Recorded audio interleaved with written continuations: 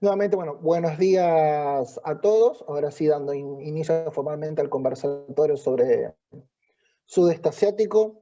Quienes nos acompañan hoy, bueno, el doctor Fernando Pedrosa, la magister Nadia Radulovich, el licenciado Sebastián Stetzer y quien les habla. Trataremos algunas cuestiones sobre sudeste asiático, justamente la propuesta de este conversatorio es encrucijadas en el sudeste asiático. La idea fue un espacio de debate y de intercambio de opiniones amplio, donde uno puede ver cuestiones nacionales, cuestiones regionales y la inserción internacional de los países de la región del sudeste asiático en su conjunto. Tendremos más o menos las presentaciones durarán unos 10, 15 minutos y después dejaremos un momento para preguntas. Dicho eso, no sé si alguien quiere tomar la palabra o iniciar, o ya que soy el anfitrión, tomo la palabra yo. Sebastián, no sé si te propongo a vos, digamos, porque sé que estás al otro lado del mundo y allá van a ser como ya son las 10 de la noche. Bueno, dale, no hay ningún problema. Sí, acá son Dale. no, más temprano, son las 7 de A la las 7 tarde. de la Pero tarde. dale, no hay problema. Vamos a Bueno, comenzar, si te parece bien. hago una breve presentación, entonces te cedo la palabra. Bueno, quien va a dar inicio, bueno, es el doble licenciado, el licenciado Sebastián Stetzer, licenciado por la Universidad Nacional de Lanús, perdón, de Luján, disculpas, en Comercio Exterior y también licenciado en Estudios Orientales por la Universidad de El Salvador. Eh, Interesado y experto en el sudeste asiático ya de hace unos años. Actualmente se encuentra justamente en Indonesia, lo agarró la cuarentena allá, entonces está al otro lado del planeta y bueno, justamente por esas cuestiones para facilitarle la diferencia horaria le cedemos la palabra en el primer lugar. Bueno, Sebastián, la palabra es tuya, si tenés una presentación podés compartirla, si no me la pasás y la comparto yo desde acá. Bueno, a ver, si te parece, voy a compartirlo.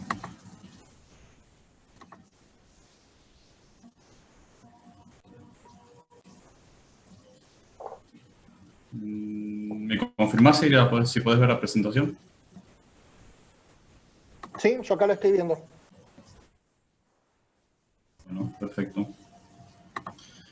Bueno, muchas gracias, Ezequiel. Es un gusto estar participando en esta jornada con todos ustedes. Un saludo para todos los organizadores del 10º Congreso de Relaciones Internacionales. Un saludo también para todos los panelistas presentes aquí. Un saludo para toda la audiencia.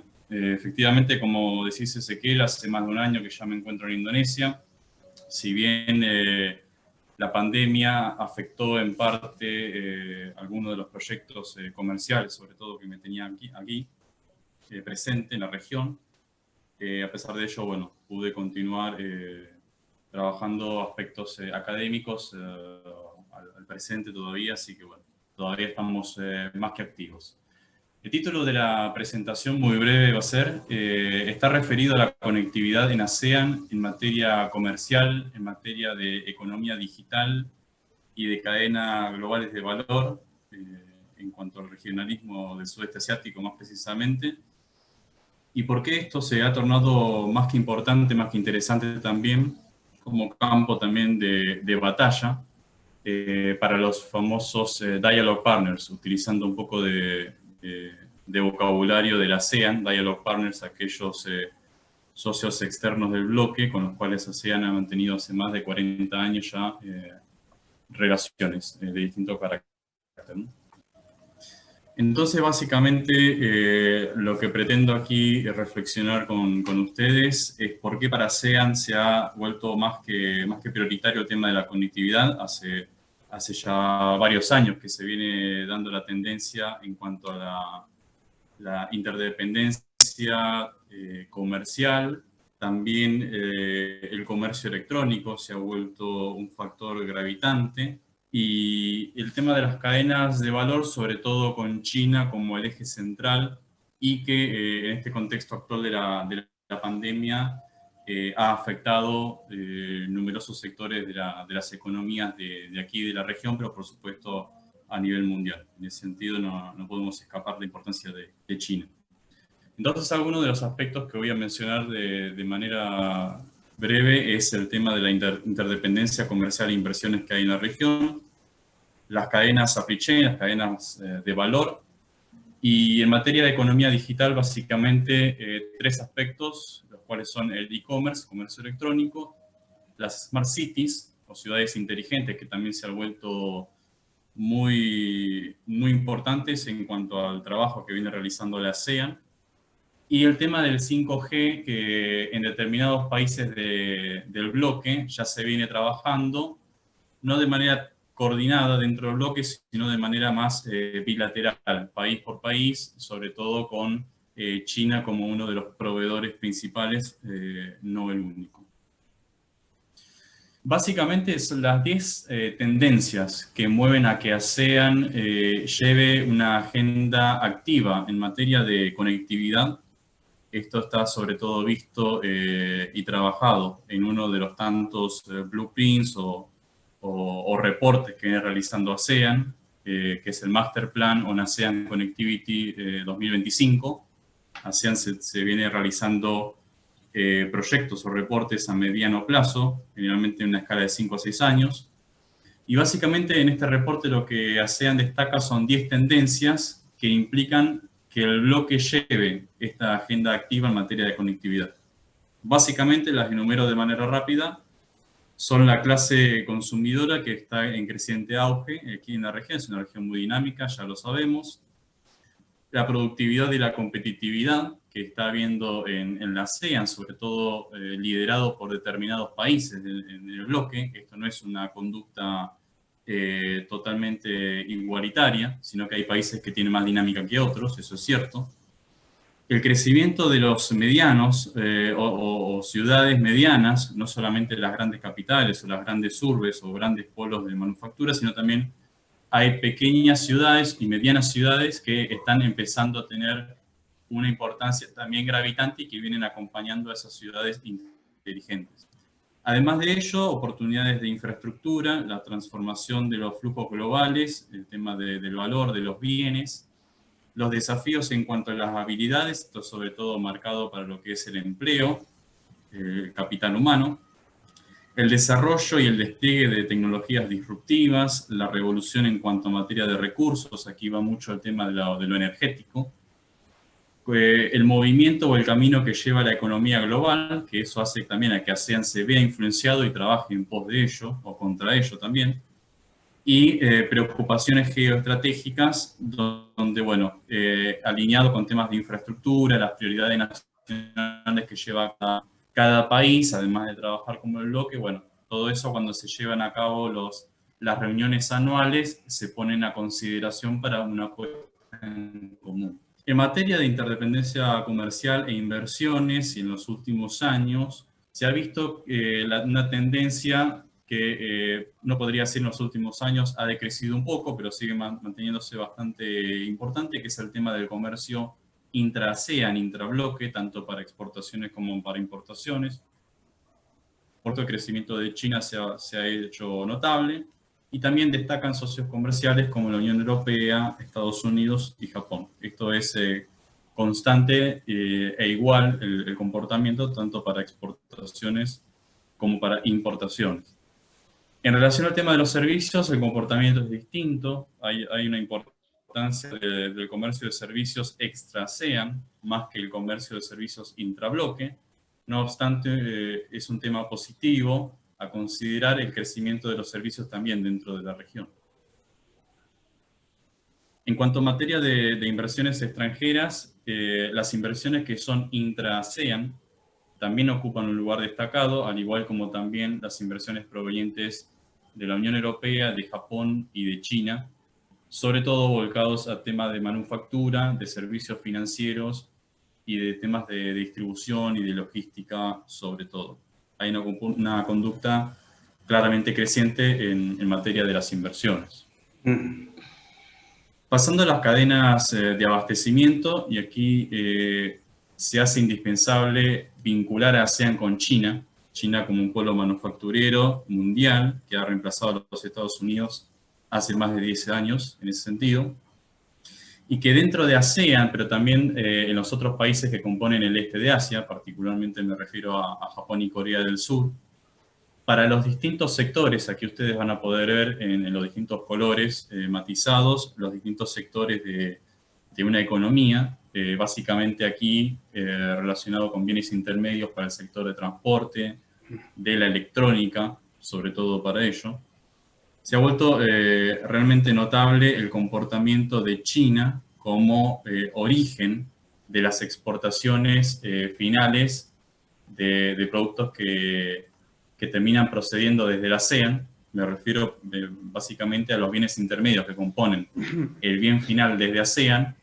Claramente hay un porcentaje muy importante en cada uno de estos distintos sectores y como por supuesto el tema de la pandemia ha afectado, producto de los primeros meses del año, cuando China cerró las fábricas, además de restricciones de tipo logística, de transporte, eso como efecto dominó ha llevado a afectar las fábricas también, justamente del sudeste asiático y otros países. Aquí en este gráfico ustedes pueden ver a escala mundial cómo ha sido el grado de los países en cuanto a que fueron afectados por las importaciones desde China, sobre todo Estados Unidos, Corea del Sur, Japón y 2 o 3 países del sudeste asiático como Tailandia, como Malasia, se han visto muy afectados. Este es básicamente un gráfico que acompaña lo dicho anteriormente, la importancia de China en cuanto a porcentaje para los distintos bloques regionales. Aquí me refiero a la potencialidad que tiene todo lo que es la digitalización y la economía digital básicamente en el sudeste asiático. Sabemos muy bien que la ASEAN, tomado como un conjunto, como si fuera un único país, es la quinta economía actualmente a nivel mundial, con más de 650 millones de habitantes aproximadamente. A pesar de ello, y a pesar de sostener un crecimiento muy vertiginoso en cuanto a, por ejemplo, el crecimiento de la suscripción a Internet, la cantidad de celulares que utilizan los habitantes en la ASEAN, lo cierto es que el comportamiento en cada uno de estos países es disímil, es diferente respecto uno de otro. Hay claramente países que están mucho más desarrollados en materia de digitalización que otros. Sabemos muy bien, por ejemplo, que Singapur, que Malasia, Brunei, Tailandia, son principalmente los principales países, valga la redundancia, que llevan la delantera en cuestión de digitalización.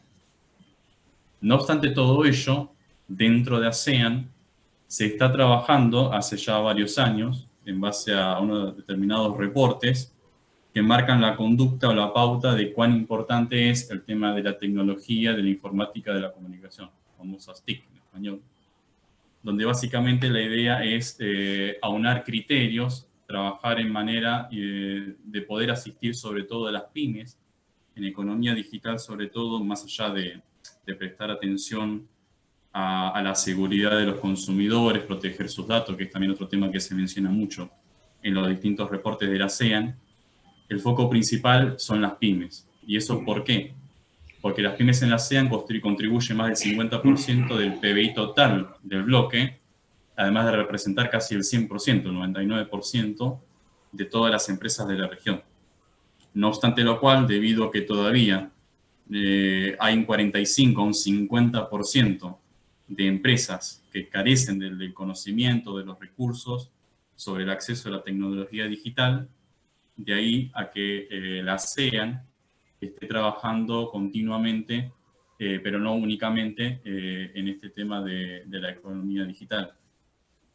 Y otro tema sumado a ello, dentro de la economía digital, es el comercio electrónico, que también mantiene un dinamismo muy marcado, muy acentuado, sobre todo en determinados países. Por supuesto, Singapur es lo más desarrollado que encontramos, pero después tenemos Tailandia, Malasia y Filipinas e Indonesia como los dos países, sobre todo estos últimos dos, que tienen un crecimiento más rápido, sostenido, entre otros motivos, por la penetración de Internet, por el crecimiento del uso de los celulares, un marcado movimiento hacia el urbanismo, población joven en general en todo el bloque. Bueno, todo eso lleva a que el e-commerce, y esto se ha acelerado sobre todo en tiempos de la pandemia, sea determinadamente gravitante. Esto se está trabajando dentro de la ASEAN, dentro de los reportes mismos que elabora ASEAN, pero también dentro de los acuerdos que ASEAN está llevando a cabo con Dialogue Partners o dentro de algunos países, por ejemplo, que componen bloques comerciales, por ejemplo el CPTPP. Bueno, esos grandes acuerdos regionales incluyen capítulos o disposiciones que trabajan el comercio electrónico. También el RCEP incluye disposiciones en materia de comercio electrónico. No obstante todo ello, hay desafíos, por supuesto, falta mayor criterio, mayor implementación, por supuesto, de todas las regulaciones, o pasar justamente a regulaciones, todo lo que viene trabajando la ASEAN. Está faltando trabajo de manera global en este sentido. No basta únicamente con ASEAN, porque más allá de ASEAN trabajarlo por per se, el comercio electrónico, por supuesto que ASEAN busca realizarlo con países que están fuera del bloque. Entonces, en ese sentido, se hace realmente indispensable poder llevar a cabo en una gran mesa con los actores globales, sobre todo, un consenso acerca de las pautas de cómo trabajar con el tema del comercio electrónico, más allá de implementar o de aumentar el flujo de comercio, sino sobre todo el tema de la seguridad, el tema de los ciberataques. Cuanto más digitalización hay, mayor posibilidad de ser vulnerables en cuanto al tema de los ciberataques. Otro tema muy importante dentro de economía digital que quiero destacarles es el tema de las Smart Cities o ciudades inteligentes. Esto en ASEAN se viene trabajando en los últimos 5 o 6 años, básicamente. Han llegado a un acuerdo, a un plan, esto bajo el liderazgo de Singapur en el año 2008, bajo la presidencia de Singapur en el ASEAN, donde básicamente lo que buscan realizar acá es determinar 26 ciudades pilotos dentro de la región, en los cuales llevar a cabo modelos o desarrollos que busquen justamente trabajar los criterios que se han planteado en cuanto a la mejora dentro del urbanismo, la cuestión ambiental, la cuestión de tecnología, de seguridad y de transporte. Son básicamente esos los pilares fundamentales dentro de este acuerdo que se realizó en el año 2018.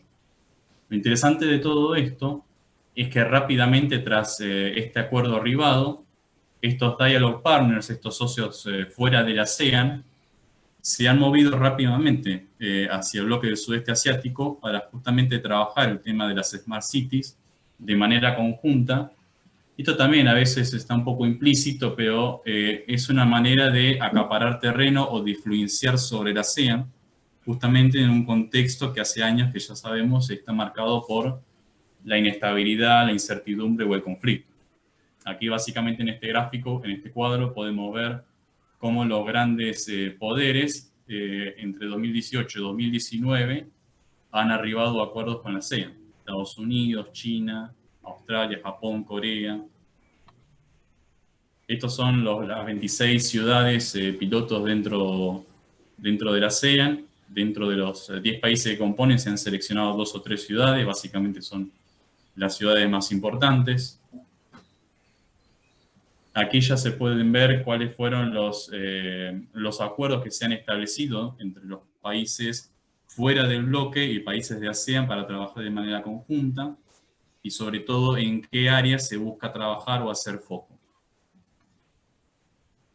Esto es básicamente pinto acá como es el mapa de la ciudad-estado de Singapur, que es por excelencia la ciudad que mejor viene trabajando el tema de las Smart Cities, de la tecnología, de la ciberseguridad. Esto es lo mismo, son básicamente los pilares importantes que llevan a Singapur a trabajar en puesta de ello. Y por último me quiero referir al tema de la 5G, que es un tema que, como decía inicialmente, todavía no se está trabajando de manera conjunta dentro de la ASEAN en cuanto a profundidad o al alcance. Sí se viene realizando de manera bilateral, o sea, cada país de la ASEAN con un país externo sobre todo, si bien tal vez hay alguna serie de acuerdos entre países de la ASEAN, para implementar las tecnologías 5G dentro de determinados sectores, dentro de determinadas ciudades, en alguno de los países de la ASEAN. De todas maneras, sí es importante destacar que ASEAN defiende un principio de neutralidad, incluso en materia tecnológica, es decir, cada país puede elegir la tecnología y el país proveedor que mayor se adapte a las necesidades de cada país, pero por supuesto son muy cuidadosos a la hora de elegir justamente la empresa y el país con el cual trabajar, con la excepción de Vietnam, que tiene una postura de desarrollar su empresa local, a través sobre todo de Vingroup. Los distintos restantes miembros de ASEAN no han excluido, por ejemplo, a estas empresas envueltas en polémica con Estados Unidos y en Europa, como Huawei o ZTE. De hecho, Huawei, por ejemplo, ha venido trabajando con Tailandia. También hubo una serie de negociaciones en Camboya también. En cuanto a Singapur, sostiene un enfoque de múltiples proveedores, está teniendo contacto con Estados Unidos, por ejemplo. Singapur tiene una idea de implementar 5G de manera total para el año 2025. Este año está haciendo una serie de testeos. Y ya para cerrar, en cuanto a reflexiones finales, por supuesto que ASEAN tiene un dinamismo muy acentuado, es muy reconocido a nivel internacional, pero a pesar de todo ello todavía tiene desafíos por delante, y dentro de tantos desafíos, justamente por una situación geográfica donde se encuentra, que ustedes seguramente van a estar discutiendo a posteriori, el tema justamente de cómo situarse dentro de la región, en materia diplomática, en materia de relaciones internacionales, en materia de comercio, de acuerdos comerciales, de inversiones, y no tener que dirimirse en si elegir Estados Unidos o China. ASEAN quiere escapar a ello en cuanto a elegir bandos, pero por supuesto sabe que tiene que lidiar con ello, y esto en todo lo que es tema de conectividad y materia digital, 5G, cadenas globales de valor, la inteligencia artificial y otras cuestiones. En todo ello ASEAN necesita trabajar con estos dialogue partners. ASEAN per se no va a poder llevar a cabo el crecimiento de los objetivos que se plantea en todos estos blueprints o reportes que he mencionado anteriormente. Para cerrar todo esto, está bueno que pensemos de qué manera desde nuestra región, teniendo en cuenta todo lo que ASEAN está buscando realizar en materia de conectividad digital, de qué manera nosotros podemos vincularnos. Muchas gracias.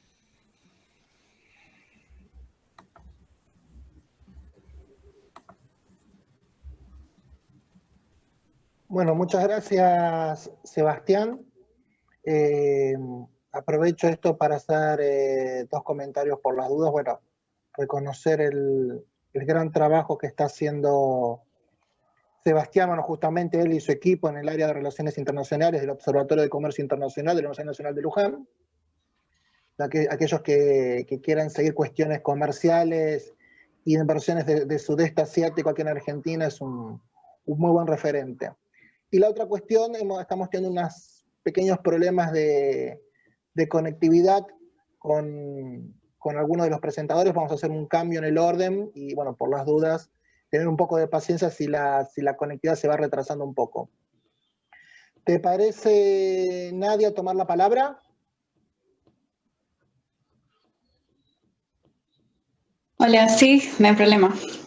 Bueno, ¿Me oyen bien? Doy una breve presentación de la profesora Radulovich. Bueno, Nadia Radulovich es licenciada por la Escuela de Estudios Orientales de la Universidad de El Salvador. Realizó su maestría en el programa de estudios de Asia-Pacífico en la Universidad de Tamkam, Taiwán. Actualmente está cursando su doctorado en Relaciones Internacionales por la Universidad de El Salvador y es investigadora becada doctoral también en el ámbito del CONICET. Personalmente también me permito decir, amiga mía, un placer tenerla aquí con nosotros. Bueno, Nadia, te cedo la palabra. Me enviaste la presentación, o sea, la voy a estar pasando yo con tus indicaciones, ¿te parece? Sí, mejor. Perfecto, dame unos minutos. Sí. Bueno, muchas gracias por la presentación y la invitación a participar del Congreso y este conversatorio. Mi presentación es sobre un tema que es bastante nuevo, que está en discusión sobre, tal vez algunos escucharon hablar sobre la perspectiva de ASEAN sobre el Indo-Pacífico, frente a otras iniciativas que se están llevando adelante por otros países como, por ejemplo, Japón, Estados Unidos, Australia. Entonces la idea es comentarles de qué se trata esta guía que va a presentar ASEAN en el 2019, pero también teniendo en cuenta una serie de antecedentes que han llevado adelante a esta publicación de este documento, como también cuáles son las áreas de cooperación en las cuales hace hincapié este Outlook. Y vamos a ver que algunos de estos temas se cruzan un montón con lo que acaba de exponer Sebastián en temas de comercio y conectividad. Así que creo que también desde una manera más bien desde la perspectiva de relaciones internacionales vamos a ver cómo también confluyen estas ideas en lo que hace el comercio y conectividad. Si querés, Ezequiel, pasa a la siguiente diapositiva. Una más. Así vamos a la que es de los antecedentes. Entonces, hasta el 2019, hasta la concreción de la publicación de este Outlook, vamos a ver que tenemos una serie de elementos e iniciativas que han llevado justamente adelante, especialmente un país dentro de la ASEAN que es Indonesia. Indonesia tiene un rol fundamental en esta idea de ser un actor regional del sudeste asiático y la construcción de su imagen como un pivote marítimo global. Lo interesante es que, por un lado, vamos a ver que Indonesia busca ese liderazgo regional dentro de la institucionalidad de la ASEAN y no por fuera. Como también va a utilizar los mecanismos que se desprenden justamente de la asociación y frente a otras estrategias que vemos un marcado interés en dar una respuesta al avance chino, vamos a ver que en el caso de la ASEAN busca de alguna manera incorporar, aunque vamos a ver también ciertos elementos que también están relacionados especialmente a lo que hace a las disputas del mar meridional de China. En el caso de Indonesia en relación a la República Popular China, a diferencia de otros países de ASEAN, Indonesia no tiene reclamos en lo que hace al mar, no está dentro de las disputas del mar meridional de China, sí tiene problemas con China en relación a las Islas Natuna, las cuales pertenecen al territorio de Indonesia, pero que son frecuentemente navegadas por barcos pesqueros chinos y que generalmente están respaldados por patrulleros chinos.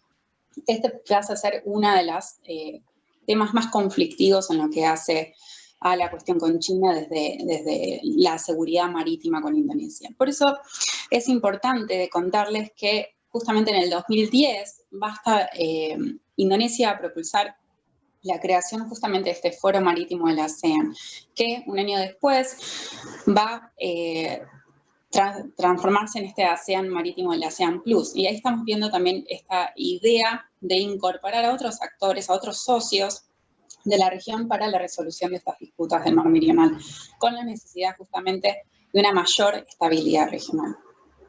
No vamos a entrar en detalle en lo que hace al mar meridional de China y sus disputas, pero sí recordar también que tienen relación un poco este tema, estos puntos que estoy comentando. Y vamos a ir trasladarnos al año 2013, donde el ministro de Relaciones Exteriores, el señor Natalegawa, va a exponer en el Center for Strategic and International Studies en Washington, D.C., va a hablar sobre una iniciativa basada en la firma de un tratado de amistad y cooperación del Indo-Pacífico. Seguramente aquellos que siguen a la ASEAN, todos conocen sobre el Tratado de Amistad y Cooperación de la ASEAN. Bueno, acá se refiere a esta idea del Indo-Pacífico. En el caso del ministro, lo que va también a exponer en esta conferencia es justamente esta necesidad de un nuevo paradigma regional que justamente aborde estos conflictos o estas nuevas situaciones que se están dando en la región, tanto sea de forma bilateral como multilateral. Pero también destaca 3 problemas. Por un lado, el déficit de confianza en la región. Después, lo que hace a que no hay aún una resolución de las disputas, especialmente lo que hace al mar meridional de China, como también estos nuevos cambios que se están en la región. ¿Cuál va a ser la respuesta a estos nuevos cambios? Es por eso que, como dentro de este marco de la conferencia, el ministro va a hablar sobre 3 puntos claves que tienen justamente relación con lo que hace al Indo-Pacífico y el rol de Indonesia en lo que hace a esta región. Por un lado, el rol de Indonesia en el desarrollo de una región integrada, y acá estamos hablando también del proceso de integración del ASEAN y del Indo-Pacífico. Después, una definición de una asociación económica justa y sostenible. Y por último, la mejora de la seguridad y la estabilidad en la agenda del Indo-Pacífico, sin dar detalle a qué se llama en sí Indo-Pacífico. Y después vamos a ir al año 2018 con la exposición también del canciller Retno Marsudi, en el cual va a hablar sobre el orden regional del Indo-Pacífico y cómo Indonesia piensa que ese orden debe ser, por un lado libre, abierto, inclusivo, transparente, entre otros elementos que va a mencionar. Y acá vemos un poco algunas palabras que nos recuerdan a las otras estrategias que se están llevando adelante, especialmente en la que hace a Japón, a Estados Unidos y Australia, con este libre, abierto e inclusivo. Pues vamos a ver que en el Outlook hay hasta incluso parece ser justamente que se evade el uso de estas palabras. Y en la 32ª cumbre de la ASEAN, que se va a dar en abril del 2018, ese es otro punto clave, porque el presidente de Indonesia, Jokowi, va a proponer justamente esta cooperación del Indo-Pacífico. Y vamos a ver que en el documento de esta cumbre se va a hacer mención o se va a traer en discusión la Indo-Pacífico, para así ya en el junio del 2019 hacer esta publicación del ASEAN Outlook sobre el Indo-Pacífico. En la cumbre de este año, la 36ª cumbre, que se lleva adelante el 26 de junio, vamos a ver que se hace una reafirmación de esta publicación como una guía para el ASEAN y su compromiso en la región de lo que hace al Asia-Pacífico y la región del Océano Índico. Y acá ya estamos viendo a quién se está dirigiendo esta guía. Y lo que va a establecer también en esta reafirmación en la cumbre del ASEAN es alentar justamente a los socios externos del ASEAN en la cooperación de las 4 áreas de acción, que vamos a ver ahora en un momento, y además otros elementos o otras áreas también que tienen relación con proyectos específicamente relacionados a infraestructura e inversión, como también de comercio. Y en lo que hace también a la idea un beneficio mutuo a través de los mecanismos de la ASEAN. Si querés, pasa, Ezequiel. Entonces acá tenemos un mapa que en realidad interesante también es el hecho de que, a diferencia de las otras estrategias, vamos a ver que no hay un mapa que presenta en sí la ASEAN, sino acá tenemos una idea de lo que estamos hablando del Indo-Pacífico. Y lo que destaca la ASEAN en este esquema es justamente la centralidad de ASEAN, que ahora vamos a ver de qué se trata esa centralidad. Pero se menciona al área del Asia-Pacífico y la conexión con el Océano Índico, esta conexión de entre los dos océanos. Eso es lo que estamos entendiendo como el Indo-Pacífico para la ASEAN. ¿Y qué es esa centralidad? Esta centralidad es aquella que, si querés pasar, Ezequiel, tiene relación más bien justamente con 2 dimensiones. Por un lado, que ASEAN es el núcleo de las instituciones regionales del Asia-Pacífico, y acá tenemos a lo que hace a los socios de la ASEAN, ya sea el ASEAN +3, el Foro Regional de ASEAN, por ejemplo, o la Cumbre del Asia Oriental, en que también no solo estamos agregando países como India, Australia y Nueva Zelanda, sino también Estados Unidos y Rusia. Y además también aquellos mecanismos que tengan relación justamente con estos proyectos. Entonces también la ASEAN pasa a ser una plataforma institucional en la cual todos estos mecanismos, estas instituciones o foros que se desprenden del ASEAN están relacionadas. Como resumen, podemos decir al momento que entonces la perspectiva del ASEAN, este outlook sobre el Indo-Pacífico, va a prever la centralidad del ASEAN como el principio subyacente para promover la cooperación en la región del Indo-Pacífico, con mecanismos dirigidos por la ASEAN, como la Cumbre del Asia Oriental, como plataformas para el diálogo y la implementación de la cooperación del Indo-Pacífico. Si quieres pasar. ¿Cuáles son los propósitos que señala esta guía o este outlook? Bueno, por un lado, vamos acá también ver que hay ciertos elementos que nos parece indicar que busca diferenciarse de las otras estrategias que se están llevando adelante o de otras propuestas por otros países, en el sentido de que no va a buscar o no tiene como objetivo crear nuevos mecanismos o reemplazar los existentes, sino que hay que utilizar aquellos que ya están y dentro de lo que hace a esta centralidad de la ASEAN.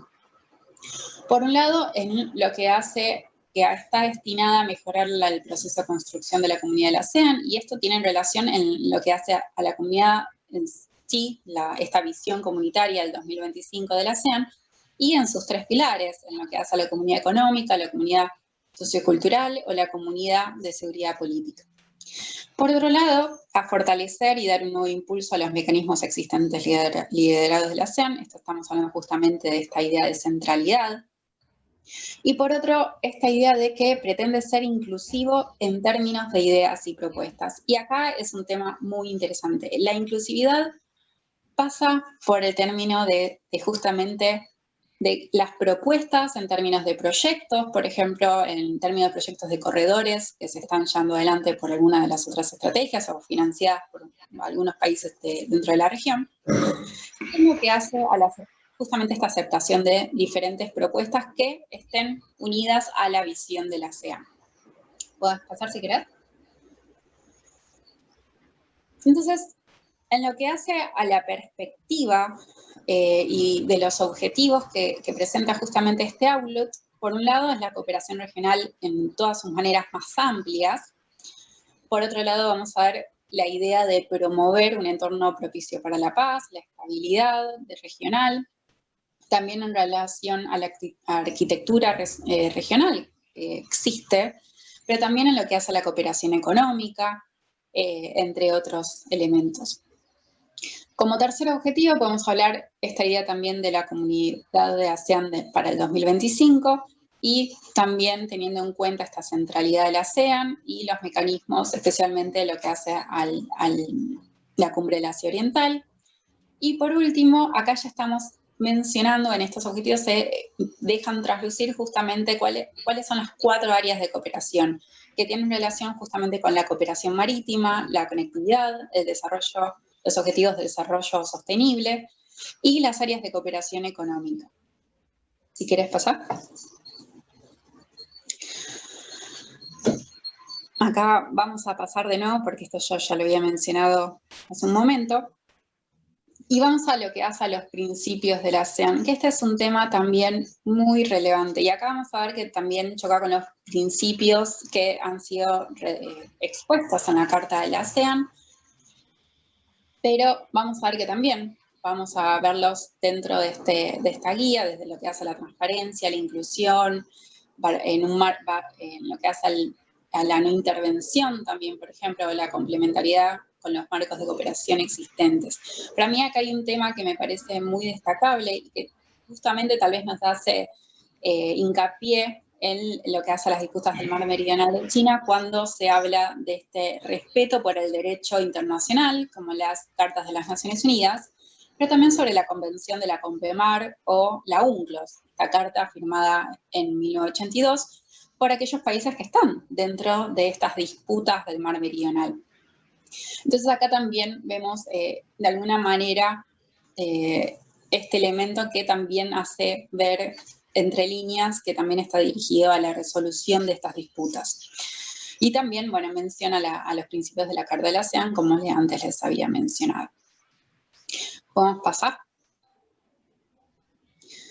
En lo que hace a las áreas de cooperación, yo se las había mencionado hace un minuto, y vemos que la cooperación marítima tiene relación justamente con la resolución de las disputas, justamente en especial en lo que hace al mar meridional de China, pero también de forma bilateral. Yo les había comentado, por ejemplo, una de las dificultades que tiene Indonesia con China en términos de disputas justamente por las zonas económicas exclusivas de las Islas Natuna, pero también acá estamos hablando de términos de seguridad en lo que hace a la contaminación marítima, la explotación de recursos marítimos, de los cuales muchos países de ASEAN, gran parte de su estructura económica se basa también en estos recursos marítimos, o sea, piscicultura, como también extracción de hidrocarburos, por ejemplo. También en lo que hace a delitos transnacionales está enmarcado dentro de esta cooperación marítima y en lo que hace al comercio marítimo. Recordamos también que el sudeste asiático es una de las zonas que también se ve afectada por la piratería, por ejemplo. Entonces también todos los esfuerzos en lo que hace a la seguridad y que también tiene relación con este pilar o esta comunidad de seguridad política de la ASEAN. Por otro lado tenemos el área de la conectividad, que acá también podemos volver a mencionar lo que había comentado Sebastián en lo que hace este plan maestro de la conectividad para el 2025 y justamente esta integración y la interconexión entre los países del Océano Índico y del Pacífico y hacer una fuerte hincapié en lo que hace la necesidad que es muy evidente de la región en lo que hace inversión en infraestructura para conectividad y logística. Por otro lado, tenemos los objetivos de desarrollo sostenible, que también se enmarcan primero en lo que hace a la agenda de las Naciones Unidas en cuanto al desarrollo hacia 2030, pero también en la relación a la visión comunitaria del ASEAN del 2025. Después, por último, las áreas de cooperación económica, y acá justamente estamos viendo también algunos elementos que mencionó Sebastián en lo que hace a la infraestructura y servicios, por ejemplo, la importancia en lo que hace a la economía digital o las pymes, también la infraestructura inteligente, las smart city, profundizar la integración económica dentro del proceso del ASEAN, pero también hacia lo que hace a la región, justamente teniendo esta idea de una mayor integración con sus socios externos, una mayor estabilidad financiera, mayor confianza financiera también para atraer inversiones y en lo que hace también al plan de la Comunidad Económica hacia el 2025 del ASEAN como otro elemento clave y también en lo que hace temas de cooperación en tratados de libre comercio, estos grandes megacuerdos también que habló hace un momento Sebastián, ya sea el RCEP o el CPTPP, entre otros acuerdos. Si querés, pasá que ya vamos terminando. Entonces, a manera de reflexiones o conclusiones, bueno, por un lado vimos la importancia del rol de Indonesia en lo que fue el impulso a esta guía, a este outlook sobre el Indo-Pacífico. Por ahora vemos que es todavía muy reciente esta aproximación a esta propuesta de la ASEAN. Sí nos queda claro que es esta conectividad en lo que hace el Océano Índico con el Pacífico, teniendo en cuenta justamente la centralidad del ASEAN y las instituciones y mecanismos existentes que se desprenden del ASEAN. Vemos que también es puede ser inclusivo en términos de ideas y propuestas. Si nosotros leemos en detalle justamente este Outlook, vamos a ver que se evita usar la palabra free, a diferencia de los otros las otras propuestas, en lo que hace a la libre navegación o el open también. Vamos a ver que en realidad está más bien focalizado a lo que hace a la paz, la libertad y prosperidad. Esas son algunas de las palabras que se utilizan, evadiendo justamente esta idea de usar el free and open. Después también vamos a ver que no tiene este tono estratégico militar que pueden tener otras de las propuestas, especialmente en lo que hace a Estados Unidos y Australia, sino más bien vemos en lo que hace a un interés en la cooperación regional y mayor participación de los socios externos, y eso también tiene relación justamente con el modo, el ASEAN Way, que es la práctica de cómo funciona esta asociación. Por otro lado, vamos a ver que es más bien una guía, no un documento legal o tratado, y también vamos a ver que no se hace mención específica a ninguna potencia, ningún país en relación justamente a esta idea de inclusividad o exclusividad, como también podemos ver en el caso de Estados Unidos, que se hace una marcada exclusividad a lo que hace la República Popular China. Acá vemos que en el caso de ASEAN busca incluirla justamente para la resolución de las disputas, pero también por esta importancia en lo que hace al comercio, como también la dependencia comercial que existe con estos países. Bueno, espero que les haya gustado mi presentación. Así que bueno, si tienen alguna pregunta, estoy para responderles.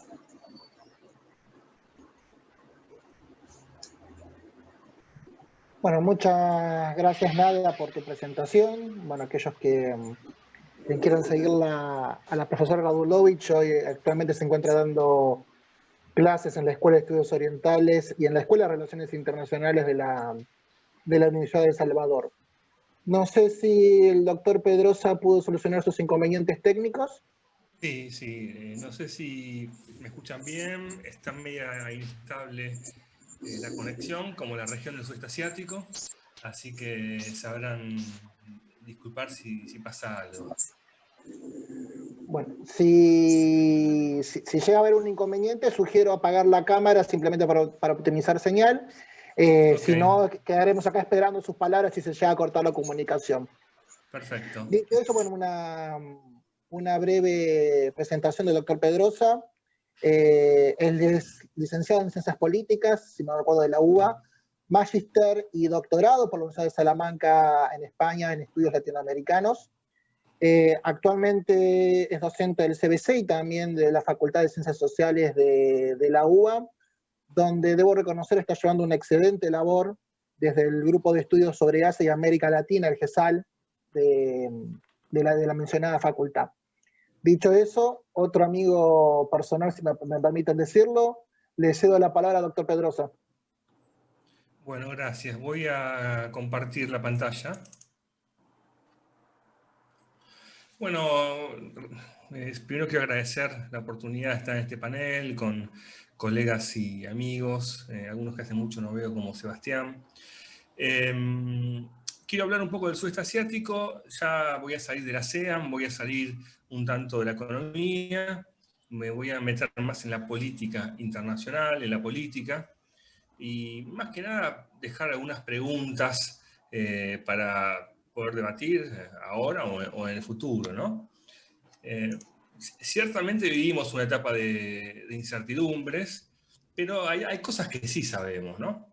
Y sabemos que Asia va a ser el centro, está siendo, como dijo Sebastián, ya en muchos aspectos, un centro de poder mundial, tanto económico como militar, y que esto solamente se va, uno no tiene la bola de cristal, pero seguramente se irá incrementando, se irá consolidando en la medida que otros países de Asia como Indonesia, como Filipinas, vayan ocupando cada vez económicamente lugares más importantes, ¿no? Esto lo sabemos, es de lo poco que sabemos.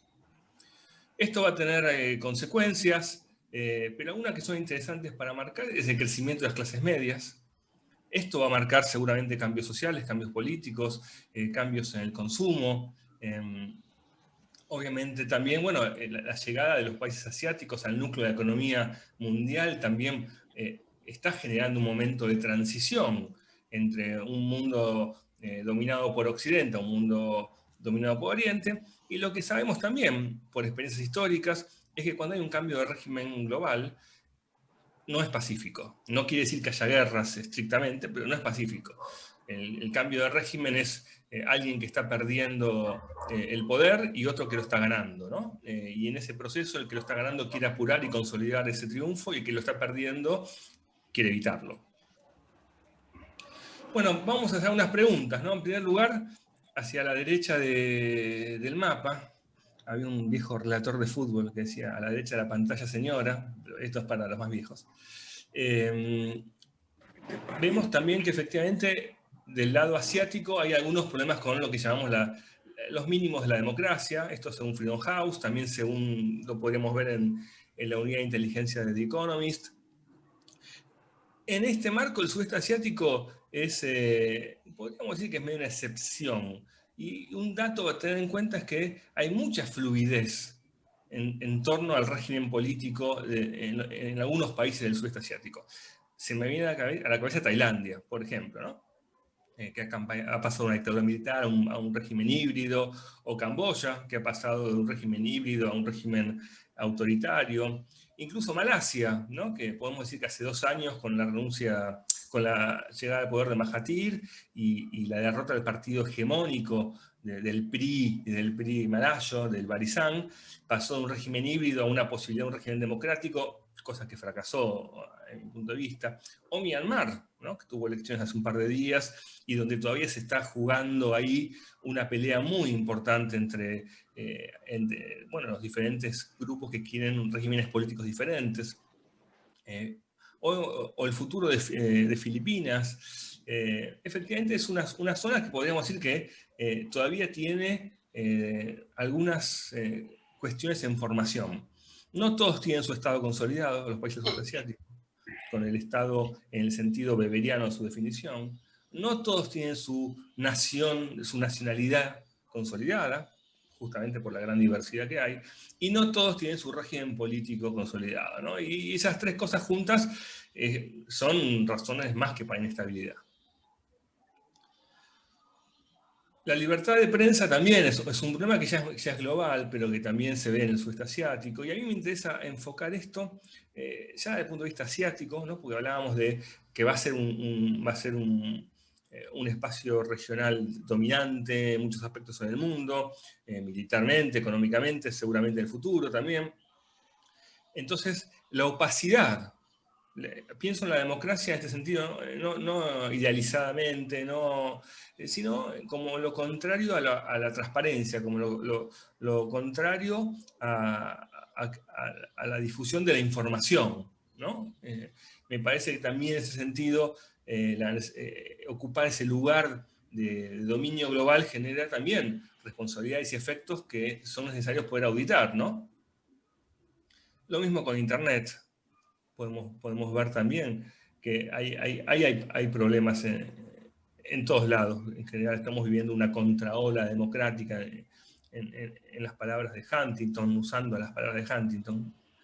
Pero efectivamente vemos que en Asia este problema es bastante importante. Y yo lo quiero centrar, repito, en el tema de la opacidad, porque también, bueno, en esta contraola de la democracia, también ocurre por cambios geopolíticos. El sudeste asiático me parece a mí que es una suerte de termómetro que marca la temperatura mundial, ¿no? Y cuando en el mundo hay fiebre, el sudeste asiático se marca, ¿no? Y la fiebre, haciendo esta metáfora poco afortunada seguramente, es estas disputas entre China y Estados Unidos, esta aparición, ya con Modi en el poder, de la India también como un país con pretensiones en el concierto, los conflictos en el mar de la China meridional, pero efectivamente también en el marco de una contraola democrática en todo el mundo, donde los principales países que estaban sosteniendo nominalmente al menos, ciertos valores democráticos, están registrando también en sus propios países retrocesos. Y esto es importante, yo insisto bastante con el tema de la opacidad, ¿no? Este cuadro creo que es bastante interesante, que es de muertos sobre el COVID. Vemos la cantidad de muertos, si uno entra en cualquier fuente a ver los muertos por COVID en los países del sudeste asiático, las cifras son sorprendentes. Pareciera que no pasa nada. De hecho, el cuadro a la derecha es el caso de Camboya, que marca 0 muertos, igual que Laos, ¿no? Pero de todas maneras, salvo Indonesia, que es el que más marca, pero con una población de 250 y pico millones de habitantes, marcan de vuelta este problema que, sin entrar en el fondo de la cuestión, son polémicas que tienen que ver muchas veces con los medios, pero también tienen que ver con esto, la vacuna rusa, el origen del virus en Wuhan, el tema de la opacidad de la información y la responsabilidad que tienen también los países de Asia, del sudeste asiático en particular, también en generar mecanismos de transparencia para sus cifras. Esto también en lo económico se ve, lo dijo Sebastián, la cuestión de la transparencia digital, sobre todo para las cuestiones financieras, es muy importante. Pero bueno, me parece que es muy llamativo, ¿no? Esto seguramente habla de lo que yo pensaba antes, o afirmaba antes, que es el tema de estados que evidentemente no logran estar en todo el territorio, tradiciones étnicas que no tienen que ver con sistemas de salud pública nacional, sistemas públicos nacionales que no existen en muchos países de la región, incapacidad de testeos, bueno, hay miles de razones que no tienen solamente que ver con la opacidad, pero efectivamente tenemos un problema de información, ¿no? Y este problema de información tiene consecuencias, ¿no? Porque efectivamente, si pensamos que hoy Estados Unidos todavía sigue a los gritos tratando de definir quién va a ser su presidente, y tenemos en el mundo asiático también estos problemas de información, es el lugar del mundo donde más bombas nucleares hay. No estamos hablando de que solamente, bueno, podría afectar un poquito el comercio, ¿no? Estamos hablando de cuestiones de supervivencia, básicamente. Además, donde están algunos de los conflictos más importantes, algunos poco conocidos para los medios argentinos, como los de Cachemira ante Indochina, con poca repercusión, y otros un poquito más con más repercusión, como lo del mar de la China Meridional, ¿no? Efectivamente, ahí también tenemos un problema. Y este mapa, que en principio no debería ser un problema, ¿no? Que uno dice, bueno, en el marco de la homogeneidad religiosa que existe en el mundo, el sudeste asiático, en general, es un espacio de diversidad. Se ven los colores, ¿no? Fácilmente. Ahora, en el marco de regímenes no democráticos, en el marco del crecimiento de la intolerancia, en el marco de todos los problemas que vimos, la diversidad religiosa es un beneficio, ¿no? Entonces, y ahí empezamos a pensar país por país, ¿no? Myanmar, los problemas en Myanmar con los rohingyas en el estado de Rakhine, los problemas en el sur de Tailandia, los problemas políticos que está trayendo también en Malasia la diversidad étnica, los problemas en Indonesia también con esta nueva ola también que viene de Asia, pero que está ya en todo el mundo, de consolidación de las religiones como espacios políticos nacionales, en partidos políticos, como lobbies, la vuelta al ruedo de las Fuerzas Armadas o de las monarquías, ya no en términos de golpes de Estado clásicos, sino en términos de burocratización, de toma de poder de los estados. Me parece que muestra un panorama menos optimista, no es un panorama digamos, ni desconocido, ni inédito para la región, ¿no? Pero me parece sí que llama la atención sobre los desafíos y las preguntas que nos quedan hacia adelante.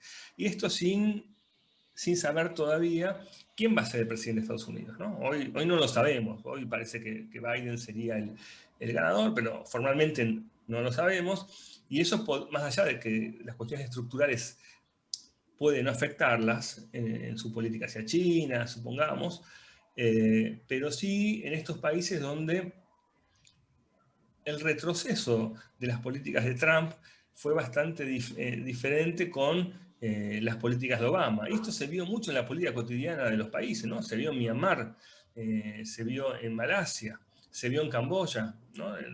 Donde países que, como decía recién Nadia, buscan hacer un equilibrio entre los dos, de repente sintieron que a Estados Unidos no le importaba más esa zona, ¿no? Y hubo realmente un avance muy importante en lo político y en lo económico de China, ¿no? Entonces me parece que ahí también hay preguntas por hacerse.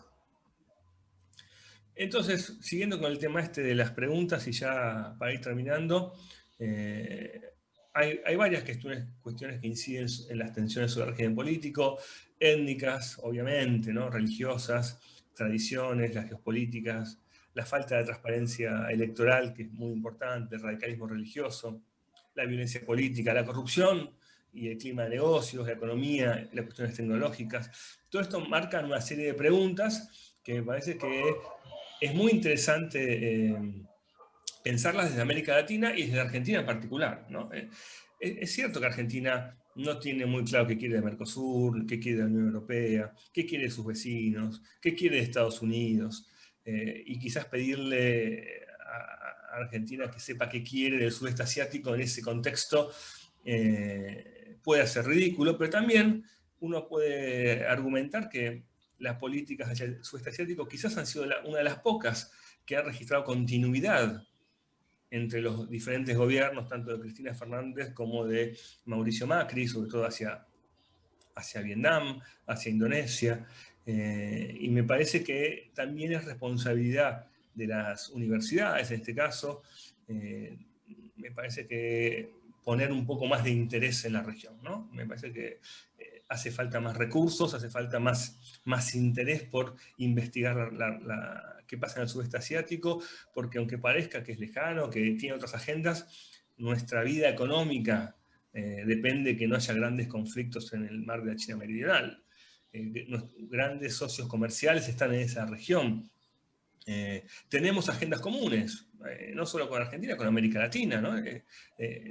No solo la agenda sur-sur, hay un montón de cuestiones que tienen que ver con el cambio climático, con el turismo sexual, con el turismo normal, con el comercio, con el terrorismo. Entonces me parece que también estas preguntas tienen que llevarnos a empezar a invertir más en estudiar sobre el sudeste asiático, en crear espacios para el sudeste asiático, en consolidarlos. Algunos, como la Universidad de La Plata, ya tienen una trayectoria y han sido pioneros en ese sentido, pero quienes estamos en otras universidades estamos recién empezando y parece que es una buena ocasión para poder saber más sobre ellos. Nada más, creo que casi justo con el tiempo.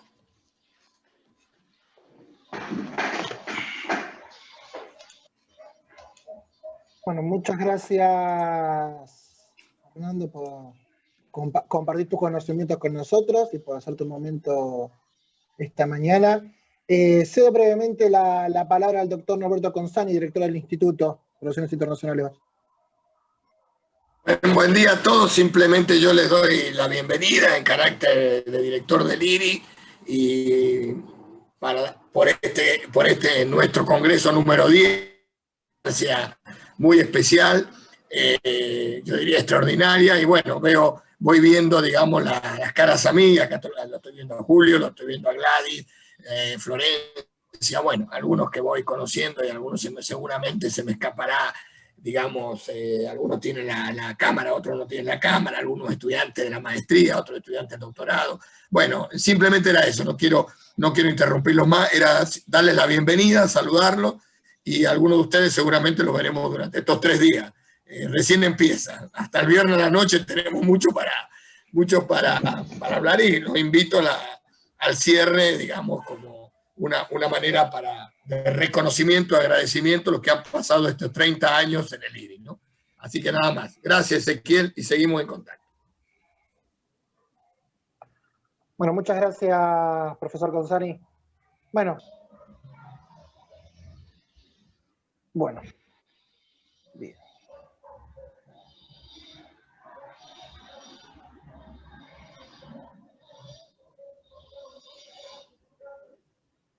Listo. Ahí estaba terminando de cargar la presentación. Bueno, un poco los minutos que quedan voy a tratar de hacerlo breve para permitir un poco más el espacio para las preguntas.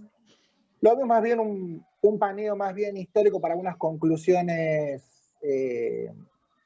más bien contemporáneas sobre las relaciones multilaterales entre el sudeste asiático y Sudamérica, o mejor digamos, y dentro de eso las principales organizaciones regionales, por un lado ASEAN con, bueno, la Alianza del Pacífico, Mercosur, y algunos otros foros, por ejemplo, el CELAC. Básicamente va a ser un poco el panel para conocer un poco los antecedentes y ver, bueno, cuáles son, por un lado, las oportunidades, que en algún caso los mencionaron, bueno, quienes me antecedieron, Nadia, Sebastián y Fernando, y por otro lado, bueno, justamente presentar un poco los desafíos, un poco, bueno, el tema también uno podría llegar a entenderlo en el tema cooperación sur-sur, o del sur global, o cómo, bueno, las vinculaciones entre ambas regiones pueden potenciarse en el contexto contemporáneo.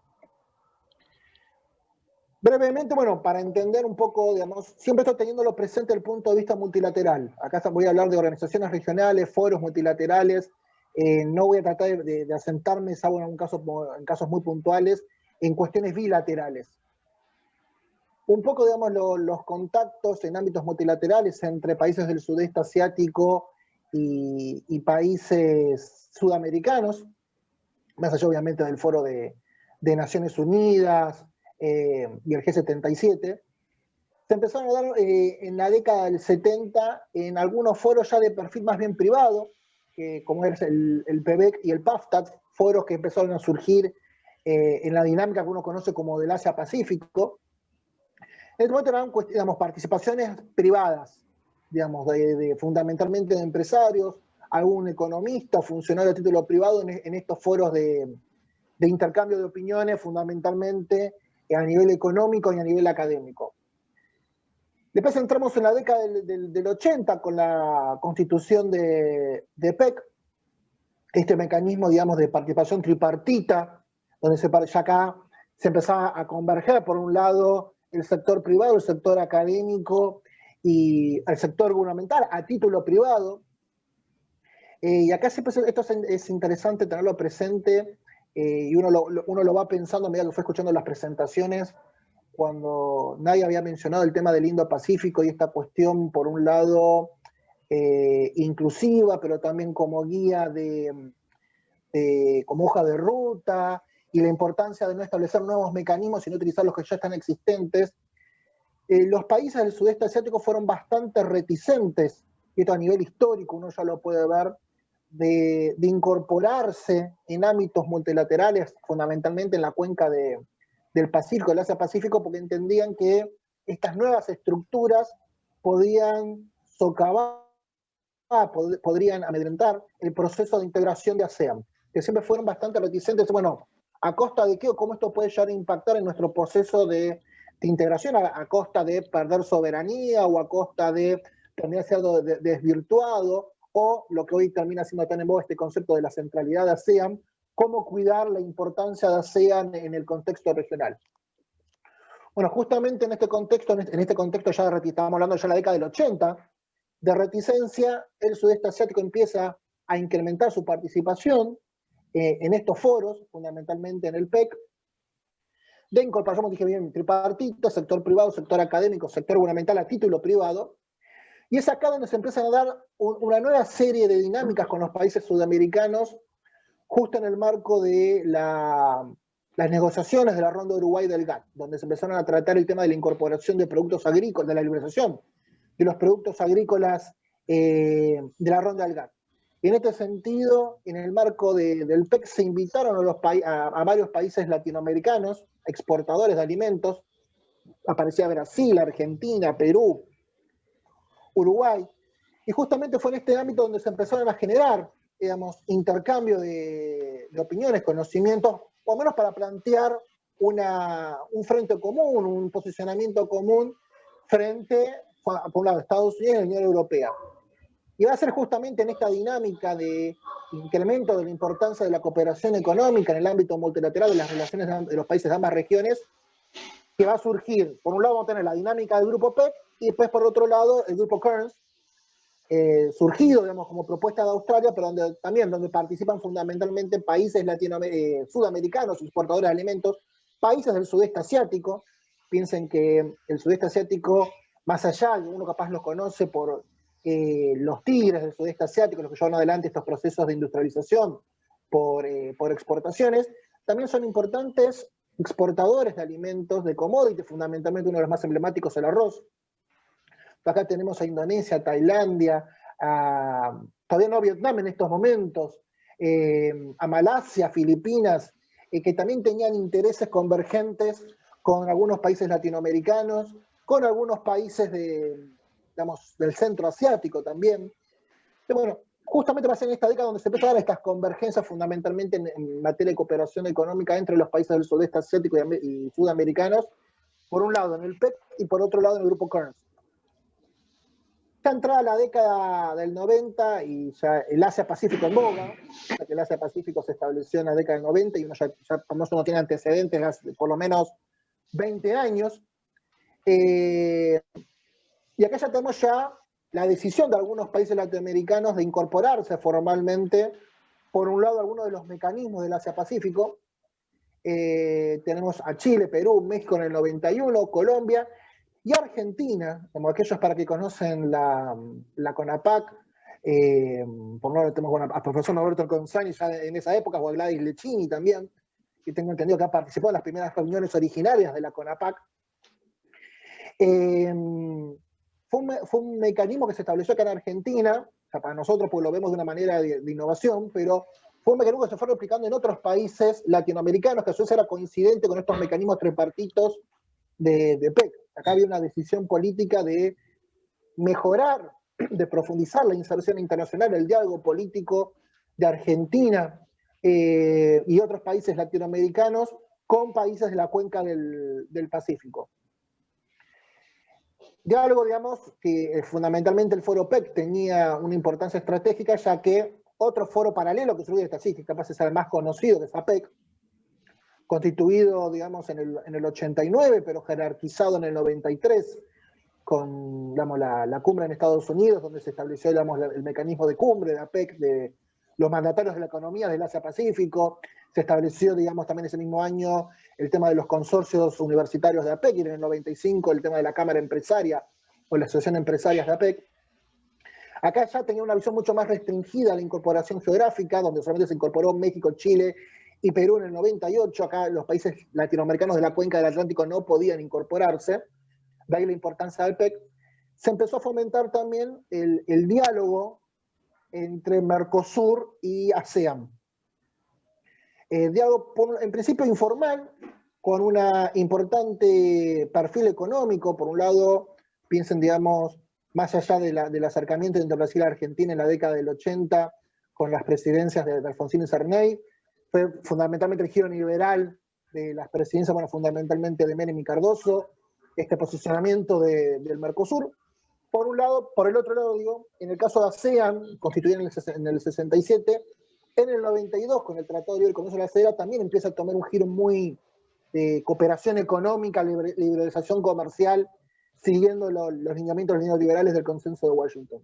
En este contexto de coincidencia de los dos procesos de integración, de los dos bloques comerciales, de apertura de nuevos mercados no tradicionales, se empezaron a acercar a ambos foros, ambos bloques, ambas organizaciones, y tuvieron reuniones informales de ministros de Economía en el 96 y en el 97. Así llegamos a fines de la década del 90, o sea, con todo este proceso que habíamos venido, ya década del 80, con el tema de fomento de la cooperación económica como denominador común, en la década del 90 el tema de mejoramiento de las relaciones comerciales y fundamentalmente el tema arancelario y el acercamiento económico ministerial que hubo. Tenemos la situación de la crisis del 97 con epicentro en el sudeste asiático, y casi inmediatamente, unos poquitos años después, la crisis, digamos, fundamentalmente en América del Sur, de Brasil 98-99 y Argentina 2001-2002. ¿Por qué son importantes estas dos crisis? No solamente por sus impactos económicos, obviamente, sino también porque tuvieron un giro hacia adentro de la región. O sea, los dos bloques comerciales, en esa perspectiva, esa proyección externa que tenían, empezaron a mirar hacia adentro de la región, empezaron a replegarse, y de alguna manera eso afectó el diálogo político y obviamente el desarrollo de las relaciones comerciales entre ambas regiones. De ahí justamente vamos a tener que gran parte de la década del 2000, ASEAN, y acá sí remarcando ya el concepto que había remarcado Nadia, la centralidad de ASEAN va a tomar una gran importancia, viendo justamente cómo la región del sudeste asiático avanzaba y profundizaba su proyecto de integración. Acá se va a dar el tema de las comunidades con la declaración Bali II del 2003, ya después con la firma de la Carta de ASEAN en el 2007, el establecimiento de las comunidades de ASEAN, la sociopolítica, la económica y la cultural, y obviamente los mecanismos de ASEAN más 3, ASEAN más 5, ASEAN más 3 se estableció en el 97, ASEAN más 5 y finalmente la cumbre del este asiático en el 2005, digamos, una región centrada en la ASEAN, o del cual el principio de centralidad de ASEAN estaba siendo, digamos, defendido por los países de la región, una región replegada sobre sí misma, digamos, obviamente recelosa de los mecanismos del Asia-Pacífico por no haber respondido a la crisis del 97. Y algo parecido pasando fundamentalmente en Sudamérica, digamos, con el inicio de las conversaciones de la Comunidad de Naciones de Sudamericanas en el 2000, en el 2004, y finalmente con la constitución de la UNASUR en el 2008. En eso, justamente en esa transición, surgió un ámbito importante para nosotros, fundamentalmente para Argentina y los países latinoamericanos de la cuenca del Atlántico, que es FOCALAE, el Foro de Cooperación América Latina y Asia del Este, establecido como propuesta en el 98, apenas digamos, saliendo de la crisis del sudeste asiático, pero antes de la crisis de Brasil y Argentina, de las crisis fundamentales en el epicentro sudamericano, donde se establecía, donde se proponía mejorar y profundizar el diálogo político, la cooperación económica, la cooperación técnica entre los países de ambas regiones, sin la interferencia o sin la participación de Estados Unidos. En este sentido, FOCALAE, el inicio de FOCALAE uno lo puede entender como una respuesta anti-estadounidense, anti-neoliberal. El tema que rápidamente, digamos, justamente bajo estas dos lógicas de los dos bloques replegándose sobre sí mismas, las dos regiones replegándose sobre sí mismas, el foro perdió dinamismo. Hoy por hoy este foro, bueno, incorpora 16 países del este asiático y 33 latinoamericanos y del Caribe. La cuestión, hoy justamente acá lo estoy mencionando hacia el final de esta filimina, tiene una baja prioridad política. Hoy realmente las reuniones más importantes, no hay reuniones de altos mandatarios, o reuniones cumbre, como sí lo tiene el caso de APEC. Las reuniones más regulares son de altos funcionarios, ni siquiera reuniones ministeriales. La reunión ministerial, que es solamente ministros de Relaciones Exteriores, es cada 2 años.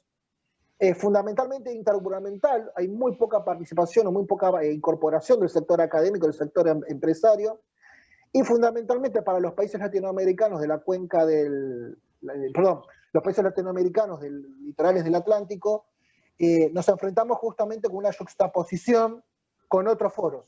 Por ejemplo, en el caso de los países de la cuenca, litorales de la cuenca del Pacífico, fundamentalmente Chile, Perú y México, estos 3 países ya participan en APEC, que es un foro mucho más jerarquizado, políticamente mucho más desarrollado económicamente, y esto también genera un cierto desmedro o interés de participación en FOCALAE frente a otros países de la cuenca del Océano Atlántico, donde no tienen otro espacio. Esta juxtaposición de foros también, digamos, afecta el dinamismo de FOCALAE.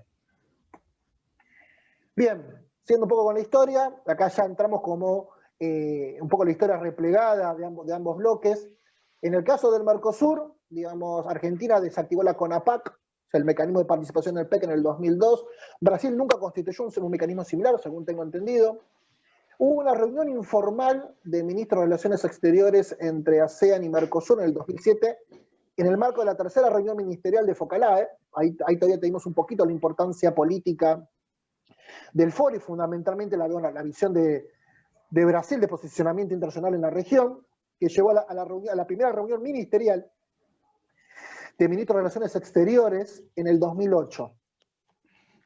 De esa hubo una segunda informal en el bloque de Naciones Unidas, no en el bloque FOCALAE. Ahí ya empezamos a ver cómo FOCALAE empezó a perder importancia, y no hubo una nueva reunión ministerial de Mercosur-ASEAN hasta mediados de la década del 2010. Pasaron casi 10 años, más de 10 años, entre una primera reunión ministerial y la segunda.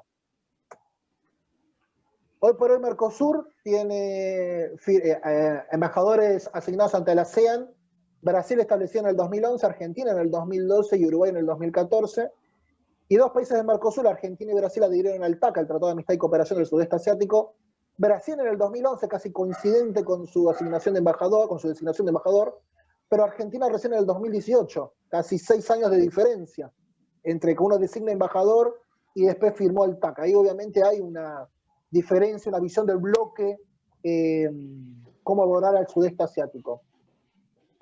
Hoy por hoy, digamos, comenzó una segunda reunión ministerial en el 2017, Y hoy por hoy las iniciativas como bloque, fundamentalmente de Mercosur con Sudeste Asiático, porque digamos hasta el día de hoy no tengo entendido que ya tiene una nueva reunión ministerial, se está llevando adelante las negociaciones de un tratado comercial con Singapur, y hay propuestas de inicios de conversaciones para un acuerdo comercial entre Vietnam e Indonesia. Todavía está en propuesta de negociación, todavía no se entraron formalmente en las negociaciones. ¿Qué pasa con la Alianza del Pacífico? Más allá de haberse constituido en el 2011, los países integrantes de la Alianza, fundamentalmente Chile, Perú y México, tienen largos antecedentes de vincularse con países del sudeste asiático en los mecanismos del Asia-Pacífico, tanto CPEC, PAFTA, PEC y APEC. En este sentido, desde el 2000, usted piensa que la Alianza se estableció en el 2011-2012, desde entonces, hasta el 2014, ya hubieron 6 reuniones ministeriales de ASEAN con la Alianza del Pacífico. O sea, entre la historia de Argentina y ASEAN, uno podría ya decir, lleva casi 30 años, si uno lo toma desde el 92, por decirlo de una manera, o si uno quiere decirle, bueno, desde el 96-97 tuvieron las primeras reuniones informales entre ministerios de Economía, hasta la del 2017, la segunda ministerial de Relaciones Exteriores, pasaron 20 años, o sea que en 20 años hubieron 2 reuniones ministeriales. En el caso de la Alianza del Pacífico con ASEAN, en menos de 6, ya hubieron 6 reuniones. Que obviamente ahí la Alianza del Pacífico tiene una actitud mucho más dinámica y proactiva frente al bloque. Los 4 países de la Alianza del Pacífico designaron embajador ante la ASEAN: China en el 2011, Perú en el 2013, México en el 2015 y Colombia en el 2017. Hay tratados de libre comercio, tratados comerciales firmados cruzados entre países del sudeste asiático, países de la Alianza del Pacífico. El caso más interesante, acá ya como jerarquización de tratados, es el caso de Chile. Y después, bueno, justamente en el año 2016 se firmó justamente un acuerdo marco de trabajo para la cooperación entre la Alianza del Pacífico y ASEAN. ¿A qué quiero ir con eso? Por lo menos la Alianza del Pacífico y ASEAN no solamente llevan adelante relaciones bilaterales entre los países miembros, sino también llevan adelante vinculaciones multilaterales entre ambos bloques. Y obviamente eso es un dinamismo que genera mucha sinergia y retroalimenta los 2 niveles de vinculación. Simplemente como comentario, ¿qué otras organizaciones, más allá de las vinculaciones entre bloques comerciales, ASEAN, Alianza del Pacífico, ASEAN, Mercosur, habilitan la participación de los países del sudeste asiático? Acá tenemos la CEPAL. ¿Por qué lo traigo a colación? Hoy por hoy no hay ningún país del sudeste asiático miembro de la CEPAL, como sí del nordeste. Sí Japón y Corea del Sur son miembros adherentes de la CEPAL. Entiendo que los países del sudeste asiático no son grandes inversores o proveedores de ODA al exterior. No obstante, está la posibilidad del BIT. No hay ningún país del sudeste asiático miembro del BIT, sí del nordeste asiático. Ahora tenemos a China, Corea del Sur y a Japón. Y después tenemos el tema de la CELAC. La CELAC, también constituida en el 2010, ya para el 2012-2013 habilitó las opciones de diálogo con socios estratégicos, en los cuales acá se menciona China, Japón, Corea del Sur, ASEAN y otros países, digamos, extra del Asia Oriental, va a ser Turquía, Rusia, los países del Golfo o la Unión Europea. El tema es, yo ahí puse simplemente para dar 2 ejemplos. En el caso de China, ya hubieron 7 reuniones de la Troika, entre lo que es la Troika de la CELAC con el ministro de Relaciones Exteriores de China, y eso es 2 reuniones ministeriales, las famosas reuniones ministeriales de la CELAC China. En el caso de ASEAN solamente una en el 2014, tengo entendido, no hubo otra reunión ministerial. O sea que también desde América Latina, ya no solamente de Sudamérica, sino de América Latina, no se está impulsando mucho el diálogo, digamos, multilateral entre ambas regiones, a sudeste asiático, América Latina. Y obviamente esto también genera desmedro de llevar este diálogo también en el foro complementario de Focalae. ¿Cuáles son, digamos, las oportunidades, por decirlo de una manera? Bueno, son un poco los desafíos, los planteé.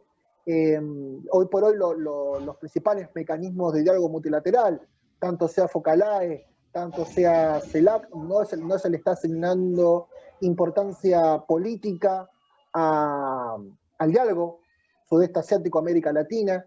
Hoy por hoy, digamos, las vinculaciones, mientras que la Alianza del Pacífico, o integrantes de la Alianza del Pacífico, están llevando adelante negociaciones o han culminado negociaciones con acuerdos comerciales.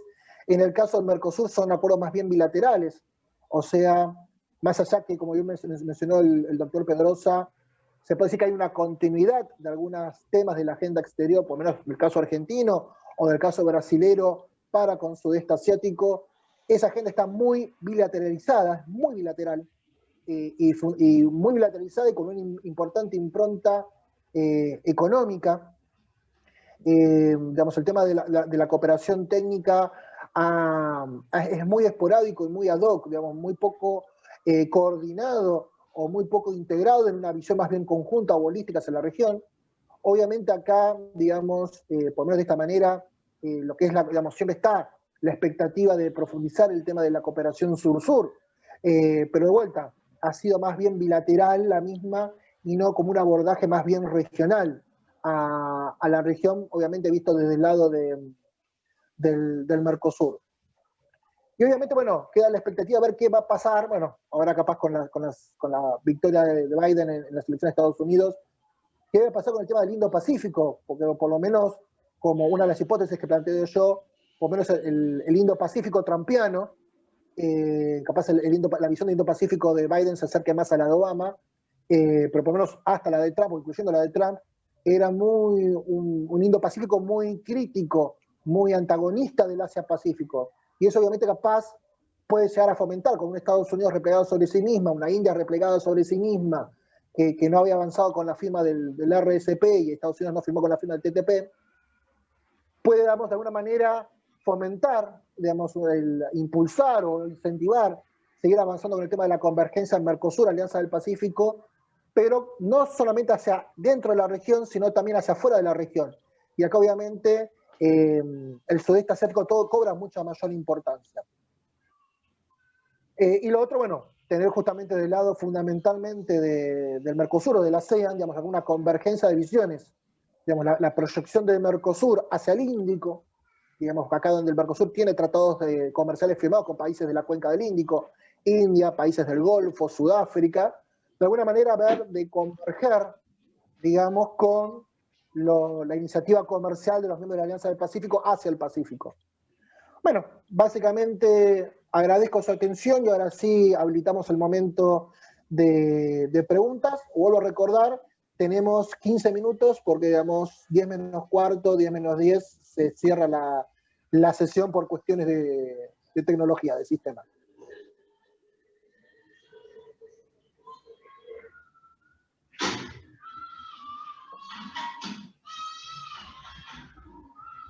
Y hola. Sí, ¿quién habla? ¿Se puede presentar?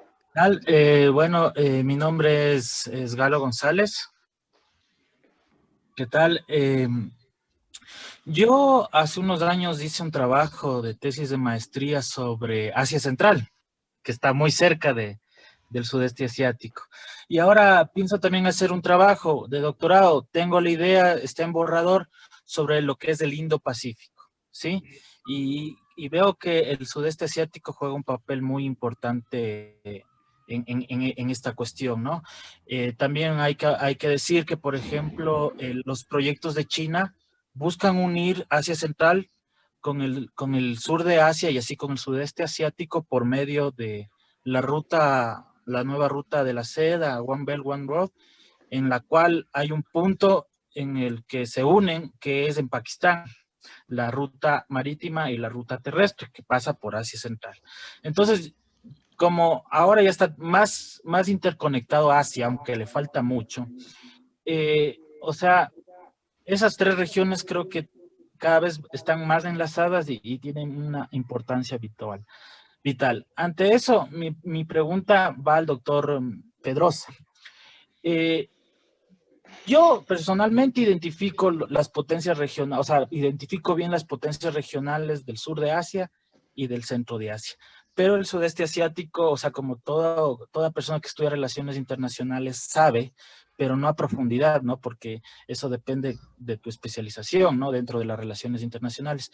Quería preguntarle al doctor Pedrosa, ¿qué importancia va a tener países como Indonesia?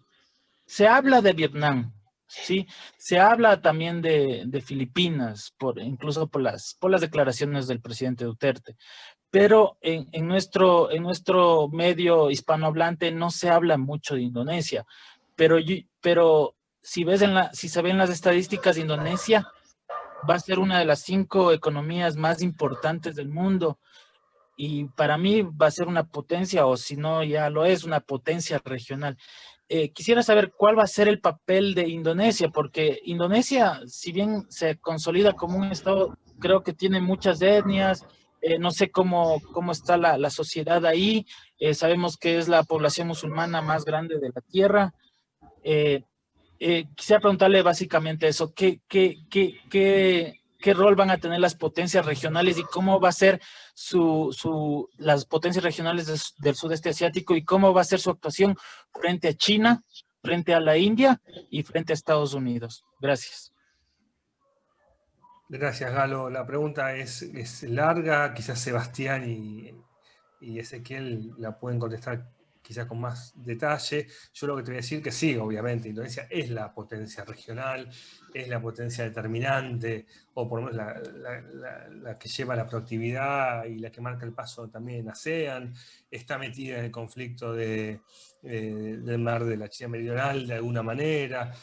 Como vos decís, es también un país que va a marcar camino en cuanto a un país islámico moderado, pero que también está en lucha y con muchos conflictos con los sectores conservadores en este mismo momento.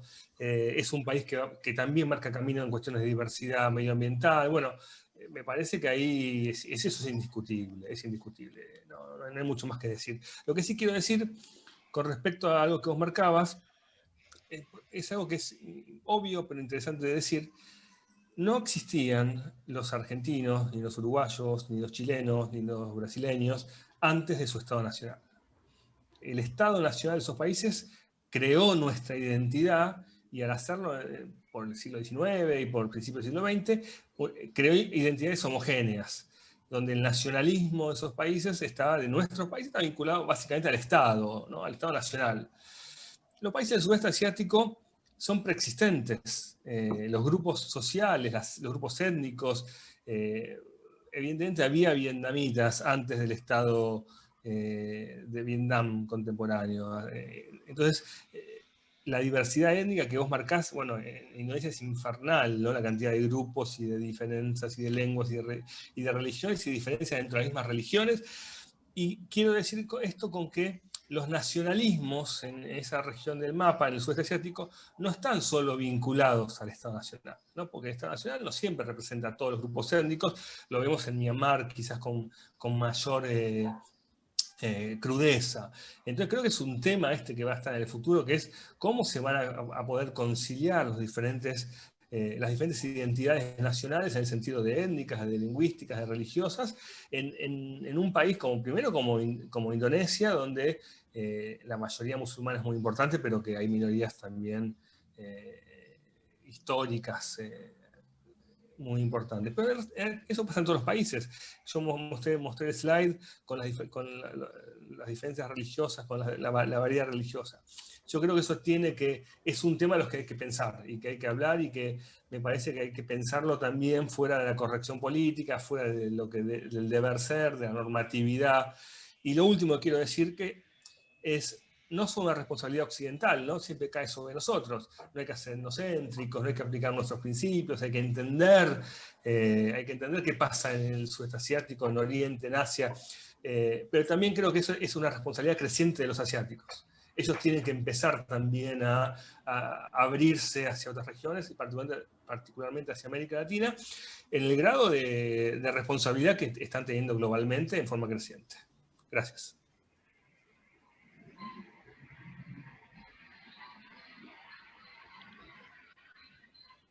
¿Alguna otra pregunta? Sí, yo quería hacer una pregunta. ¿Qué tal? Buenos días. Buenos días, ¿qué tal? ¿Qué tal? Mi nombre es Pablo Garay, yo soy doctor en Derecho Internacional. ¿Puede hablar un poquito más fuerte? Hola, ¿me escuchan? Hola. Sí, yo escucho perfecto. Sí, yo soy Pablo Garay, soy doctor en Derecho Internacional, ahí mejoro el tema del audio.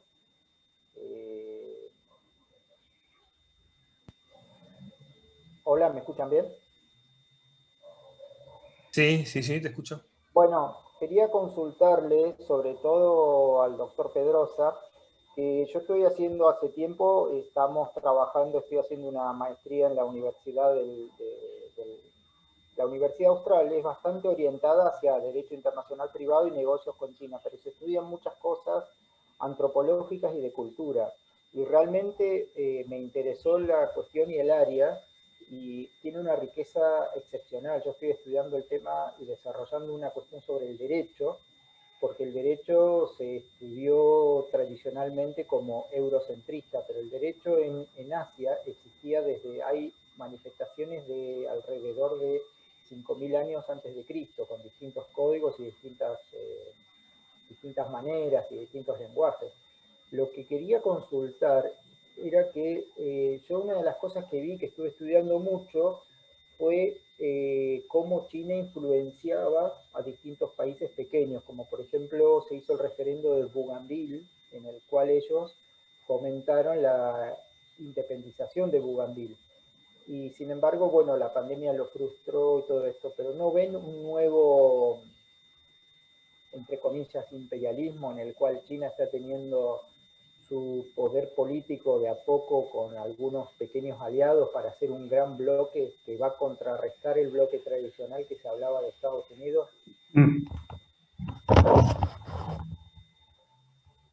Hola Pablo, ¿qué tal? Gracias por la pregunta.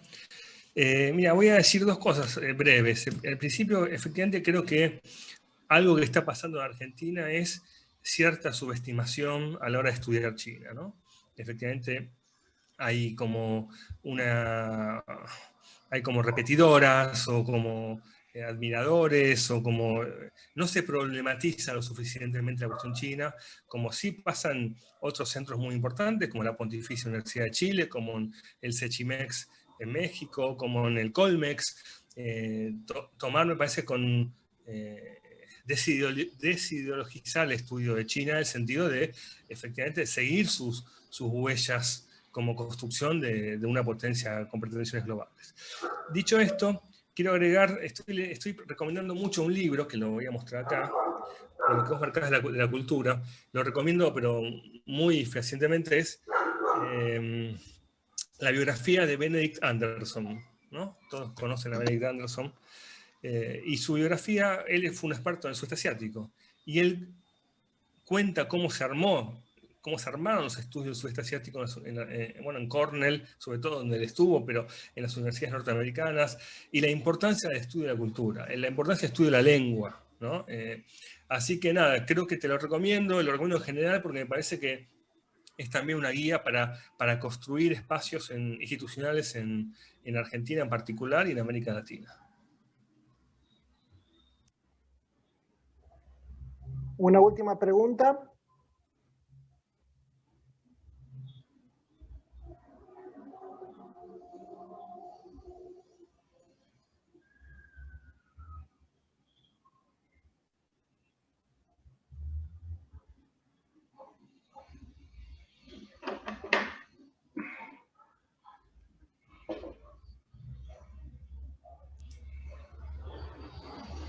Bueno, en caso de no haber ninguna pregunta más y dado ya el tiempo, bueno, quiero agradecer en primer lugar a los expositores, a Sebastián Stetzer, Nadia Radulovich y Fernando Pedrosa por acompañarnos esta mañana y compartir con nosotros sus conocimientos y sus visiones sobre el sudeste asiático. Bueno, agradecer a los presentes por acompañarnos y bueno, invitarlos a seguir en contacto y siguiendo con el programa del Congreso de Relaciones Internacionales del IRI.